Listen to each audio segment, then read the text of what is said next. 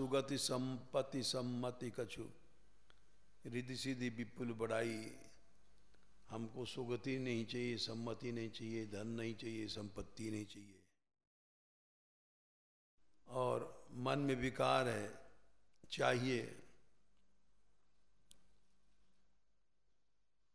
तो एक तरह से धोखा हो जाएगा। आत्म संयम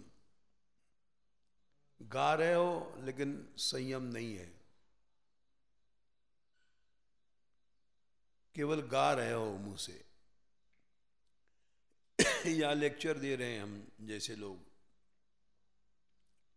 केवल लेक्चर दे रहे हैं, संयम नहीं है। आत्म संयम क्या है? कर्म फलों का अनाश्रय रखना। यहां से आत्म संयम शुरू होता है।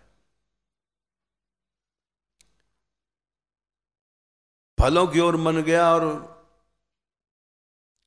संयम गड़बड़ हो जाएगा। 5/12 युक्त कर्म फलम त्यक्त्वा शांति मापनोति नैष्ठिकीम अयुक्त काम कारेण फले सक्तो निबध्यते। बांधे जाओगे। फल की ओर मन गया और बंधन शुरू हो गया। संयम फयम सब नष्ट हो जाएगा। सच्चा संयम है कि तुम कर्म फलों की ओर मत सोचो। सारी गीता में यही कहा गया, कर्मण्येवाधिकारस्ते मां फलेषु कदाचन। कदाचन माने भूखे बैठे हो फिर भी रोटी की आशा नहीं करो, प्यासे बैठे हो फिर भी पानी की आशा नहीं करो। जैसे राजा रंती देव, पानी भी उन्होंने दे दिया अतिथि सेवा में। भूखे रहे 49 दिन, 49 डेज।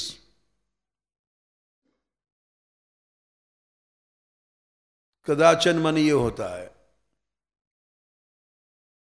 ये उदाहरण है। परिवार भूखा था उनका, वो उनके स्त्री बच्चे, लेकिन उन्होंने इच्छा नहीं किया। इसको कदाचन कहते हैं। ये कैपेसिटी हम जैसे लोगों में नहीं है। भाषण करते हैं लेकिन ऐसी कैपेसिटी होना ये संभव नहीं है।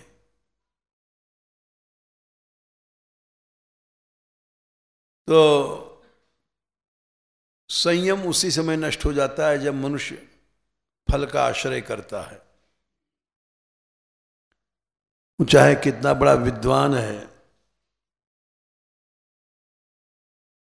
यततो ही पौन्तेय पुरुषस्य विपश्चितः। विपश्चित है, पारगामी विद्वान है, लेकिन इंद्रियाणि हरन्ति प्रसभम मनः, उसका संयम तोड़ देंगी, क्योंकि इंद्रियां फल की ओर जा रही हैं। कथाकार कथा कहते हैं, कहते ही कहते हैं त्याग करो, त्याग करो, फल की आशा मत करो, न करो। लेकिन वास्तविक संयम उनमें नहीं होता। इस अध्याय का नाम आत्म संयम इसीलिए रखा गया है कि जहां फल की ओर मन गया, आश्रय नष्ट हो गया, बंधन शुरू हो गया, संसार शुरू हो गया, विकार शुरू हो गया, संयम नहीं रहेगा। अनाश्रित कर्म फलम कार्यम कर्म करोति। सन्यासी उन्यासी सब बेकार हो गया।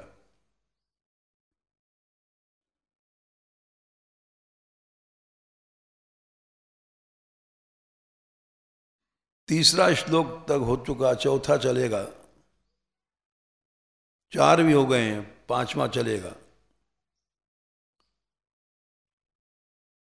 गीता को समझना बड़ा कठिन है। 5वें श्लोक में ऐसा लगता है कि भगवान और भगवान के जन भक्तों की, गुरुजनों की कृपा वगैरह की कोई जरूरत नहीं है,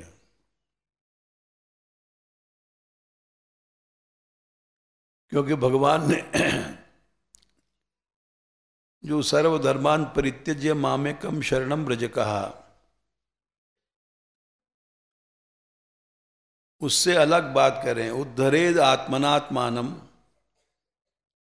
नात्मानम अवसादयेत आत्मैव आत्मनो बंधुर आत्मैव रिपुरात्मना।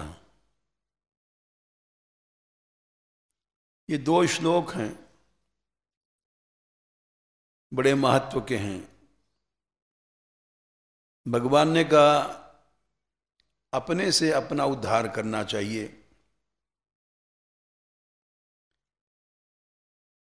उद्धरेद आत्मनात्मानम, और अपना नाश नहीं करना चाहिए। बोले क्यों? अपना मन ही, आत्मा माने मन ही बंधु है और मन ही शत्रु है। अब यहां कुसंग मत करो, दुष्टों को संग मत करो, महापुरुषों का आश्रय लो, वो सारी बातें पीछे रह गईं। क्योंकि तुम्हारा बंधु कौन है, सच्चा मित्र कौन है?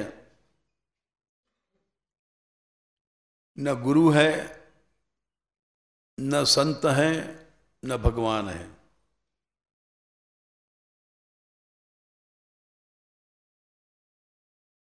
अपना मन ही बंधु है और मन ही शत्रु है, भगवान कहते हैं। बोले कैसा मन? बंधुर आत्मा आत्मनस्तस्य ये नहीं वह आत्मा आत्मनाजितः।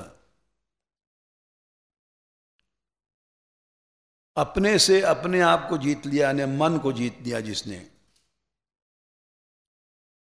वही बंधु है, वही हितैषी है, वही भगवान है, पवित्र मन ही वही गुरु है। अनात्मस्तु शत्रुत्वे, जो मन अनात्मा है, संसारी चीजों की ओर जा रहा है, शत्रुता कर रहा है, उससे शत्रु की तरह व्यवहार करो, उसकी बातों में मत आओ, उसको शत्रु समझ लो।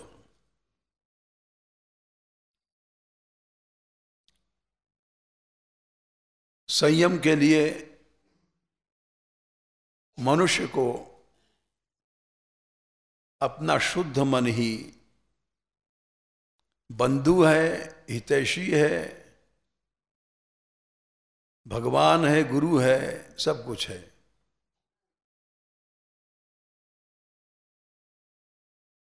और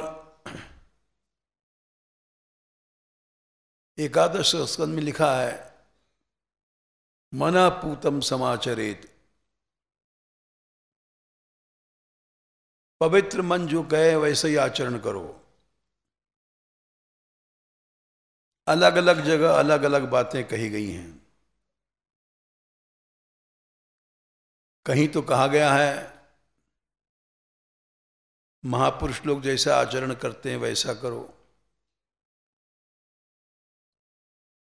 कहीं कहा गया है मनः पूतम समाचरेत, पवित्र मन तुम्हारा जो कहे वैसा आचरण करो। अलग अलग परिस्थितियां होती हैं, अलग अलग परिस्थितियों में अलग अलग, जैसे अलग अलग धाराएं होती हैं कानून की, वैसे ही मनुष्य को ऐसा विवेक रखना चाहिए कि वो स्वयं अपने पवित्र मन से पूछे, मना पूतम समाचरेत। शुद्ध मन भगवान का रूप होता है, और इसीलिए भगवान ने जो उपदेश दिया युद्ध कर, तो अर्जुन को उल्टा लगा। दूसरे अध्याय में 5वें 6वें श्लोक में, गुरून् हत्वा ही महानुभावान् श्रेयो भोक्तुम भैक्ष्यमपि लोके। भीख मांग के खा लेना अच्छा है, गुरुजनों की हत्या करना तो गलत है।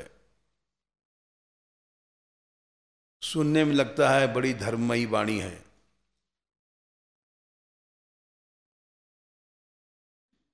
कितनी बड़ी गुरु भक्ति है। जन्म भर भीख मांग के खा लूंगा लेकिन गुरुओं की हत्या नहीं करूंगा। उनकी हत्या करना, हत्वार्थ कामांस तो गुरु नहीं है वह। फिर तो खून ही पीऊंगा, जितना भोग है संसार का, गुरुओं की हत्या से जो मिला है, उस भोग के पीछे गुरुओं की हत्या छिपी हुई है। भुंजी भोगान रुधिर प्रदिग्धान। हर भोग के पीछे वो द्रव्य कैसे आए, कहां से आया, ये बातें महत्व रखती हैं। विचार करे चाहे न करे, जैसे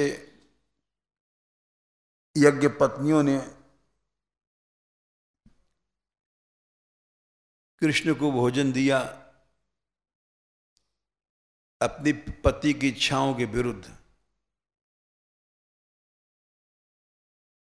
लेकिन उससे उनको लाभ हुआ, पतियों को। पतियों की इच्छा के विरुद्ध आई थी, पतियों की इच्छा के विरुद्ध सब भोजन लाई थी। कहीं कहीं लिखा है स्त्री का पति ही गुरु होता है। तो उन्होंने एक तरह से गुरुद्रोह किया, लेकिन क्यों किया? मना पूतम समाचरेत। अर्जुन बड़ा गुरु भक्त था, उसने ऐसी बात कह दिया कि गुरुओं की हत्या किए हुआ राज्य से तो गुरुओं का खून ही पिया जाएगा। उस भोग में रुधिरक प्रदिग्धान, खून से भीजा हुआ भोग भोगूंगा। ये सुनने में ऐसा लगता है कि धर्ममयी वाणी है, लेकिन भगवान ने कहा युद्ध करने से नरक नहीं मिलेगा, युद्ध न करने से तुझे नरक मिलेगा। ये बात भगवान ने प्रारंभ में ही कह दिया है कि तू समझता है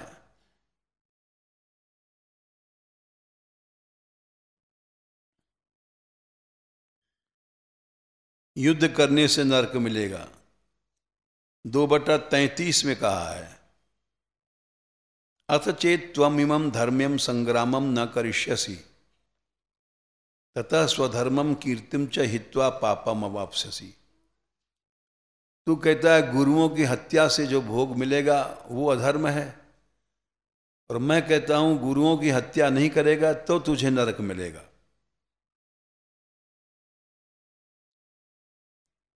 स्वधर्मम कीर्तिम च हित्वम पापम अवाप्स्यसि, पाप मिलेगा।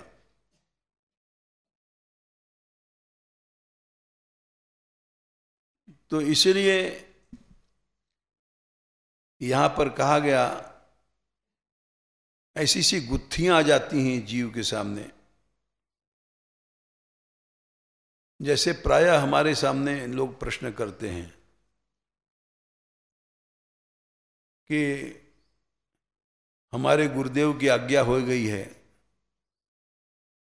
कि तुम धाम छोड़ करके चले आओ, आश्रम संभालो।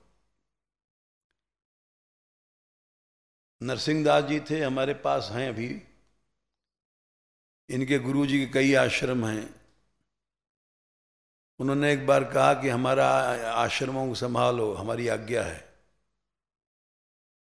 हमसे उन्होंने पूछा हम क्या करें, तुम्हारा मन क्या है?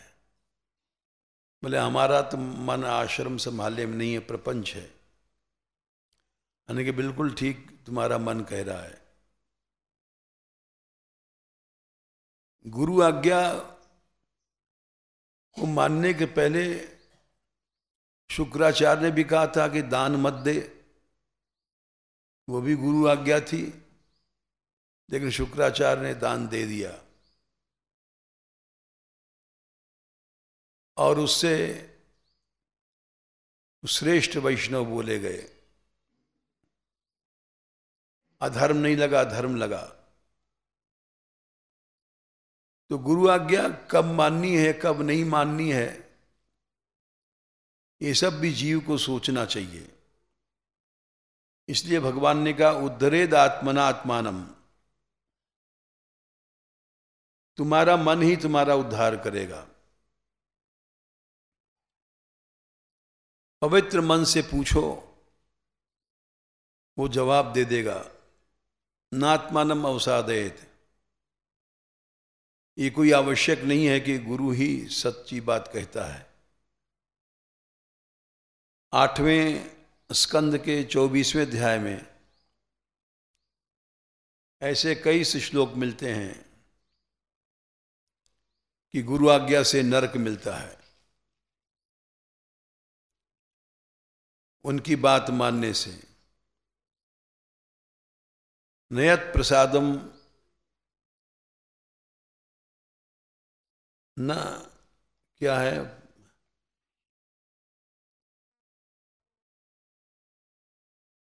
पूरा श्लोक हो। इनत प्रसादायुत भागलेशम अन्य च देवा गुरुवो जना स्वयं। संसार के सारे गुरु, संसार के जितने गुरु देवता हैं, वो भी आपकी कृपा का 10,000वां हिस्सा भी नहीं पा सकते।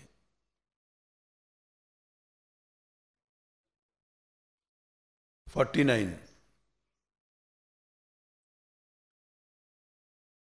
और अन्य च देवा गुरुवो जना स्वयं कर्तुम समेता प्रभवन्ति पुंसस्तमीश्वरम त्वाम शरणम प्रपद्ये। इसलिए मैं आपकी शरण में आया हूं। स्पष्ट है कि उनको सबको छोड़ करके आपकी शरण में आया हूं। बोले गुरु को तो छोड़ना पाप है। बोले नहीं, पाप नहीं है, धर्म है। अचक्षुरंधस्य था गृणीकृता, अंधा अंधे का गुरु बन जाता है। तथा जनस्य अविदुषो अबुधो गुरु। वैसे ही संसार में अबुधम्यम व्यक्ति गुरु बन जाता है, क्योंकि स्वयं अंधा है।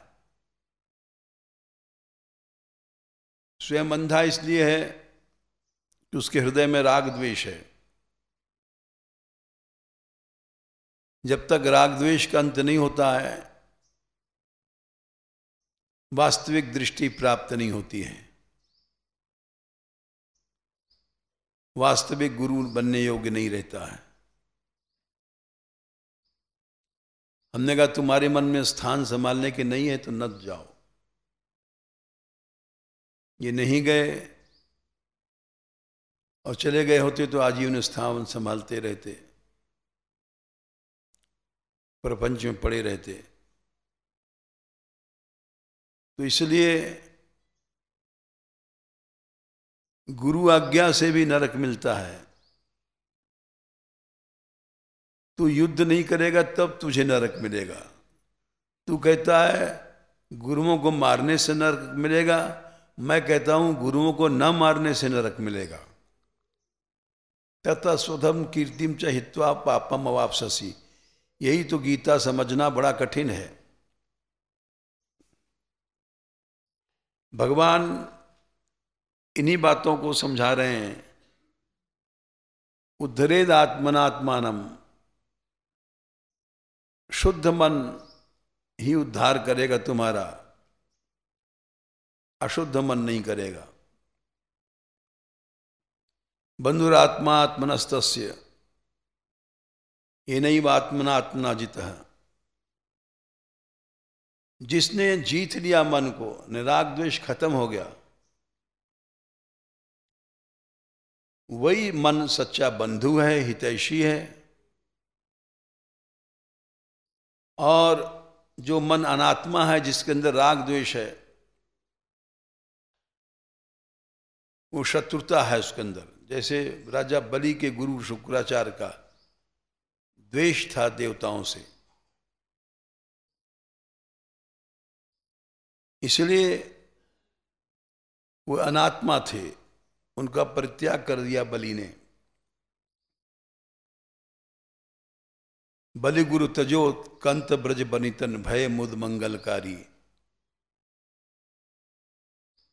जी गोस्वामी लिखे हैं, वैष्णव द्वेषवी गुरुरपि त्याज्य। जो गुरु वैष्णवों से द्वेष सिखाता है, उस गुरु को छोड़ देना चाहिए। भागवत में कई कथाएं आती हैं। राजा निमि की कथा आती है 9वें स्कंध में। उन्होंने गुरु को शाप दे दिया कि तुम्हारा भी शरीर छूट जाए। गुरु ने शिष्य को शाप दिया कि तू मर जा, तो शिष्य ने गुरु को शाप दिया कि तुम्हारा भी शरीर छूट जाए, तुम लोभ से ग्रसित हो। सारे देवताओं ने शिष्य का समर्थन किया कि शिष्य ठीक कह रहा है। इसी तरह और भी कई कथाएं हैं 9वें स्कंद में ही।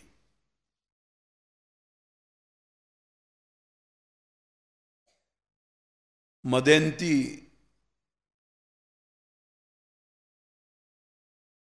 थी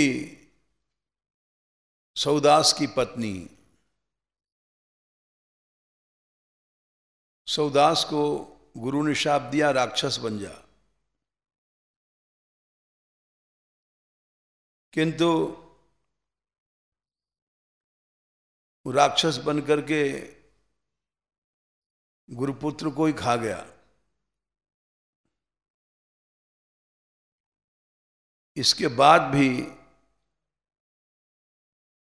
मदयंती इतनी भक्त थी कि उसने प्रतिशोध नहीं किया। कथा बड़ी लंबी है यार। कहने का भाव यह है कि शिष्य के अंदर जो विवेक है, जो उसका मन है शुद्ध। बहुत से लोग आते हैं, रसकों ने भी कहा है कि वृंदानी सर्व महताम अपहाय दूराद। महापुरुषों को नहीं छोड़ना चाहिए, लेकिन श्रीमद् राधा सुधादेवी में श्लोक संख्या 8 है, सर्व महताम, सारी पृथ्वी के महापुरुषों को छोड़ दो, उनके वृंद मने समूहों को छोड़ दो। वृंदाटवीम धाम निष्ठा के लिए महापुरुषों का टोल कटोल विरोध कर रहा है, उसको छोड़ दो, बिल्कुल परवाह मत करो। वृंदाटवीम अनुसर प्रणय ने चेता, धाम को मत छोड़ो। बोले क्यों? बोले इस धाम में राधा नाम की एक शक्ति रहती है, वो तुम्हें नहीं छोड़ेगी। सत्तारणे कृत स्वभाव सुधार सौभम, उसका स्वभाव क्या है? सत्पुरुषों को अभी उद्धार करके उनको रस में डुबोना। सत्तारणी कृत स्वभाव सुधार सौघम, उसका नाम क्या है? राधाभिधानम यह दिव्य निधानम अस्ति। राधाभिधान मन उसका नाम है राधा। ऐसी घटनाएं हुई हैं, केवल यही नहीं कथा की बात है। भगवत रसिक जो भी है, इनको गुरुदेव ने निकाल दिया था, ब्रज के बाहर चले जाओ। सारा साधु समाज उनका अनुगामी था। सब संतों ने बोलना छोड़ दिया। ये जमुना जी किनारे किनारे चले गए। जमुना जी नहीं छोड़ा, प्रयाग तक चले गए पैदल। जमुना वहां तक जाती है। लोगों ने पूछा तुमने ये क्या किया? गुरु छोड़ दिया? तो उन्होंने पद गाया, हमारे उर वृंदावन और माया काल जहां नहीं व्यापे, जहां रसिक सुरमौर। हमारा मन दिव्य वृंदावन में है, जहां इन प्राकृत गुरुओं को प्रवेश ही नहीं है। भगवत रसिक बताई श्री गुरु अमल अलौकिक ठौर। यद्यप वो धाम की महिमा हमने उन्हीं से सुनी है, लेकिन हम धाम को नहीं छोड़ सकते। ये प्रैक्टिकल सामने स्थिति आ गई। जो श्लोक था, ये बड़ा महत्व का श्लोक है। उद्धरेद आत्मनात्मानम नात्मानम अवसादेत, आत्मयु आत्मनो बंधुरात्मयु रिपुरात्मना, बंधुरात्मा आत्मनस्तस्य नैव आत्मा आत्मना जिता, अनात्मस्तु शत्रुत्वे वर्तेत्वात्मयु शत्रुवत्। राग द्वेष से युक्त गुरु भी है, वो अनात्मा है, शत्रु है, उसको छोड़ देना पड़ता है। और शुद्ध मन से, जिस मन में राग द्वेष नहीं है, उसकी आज्ञा माननी पड़ती है। जय श्री राधे।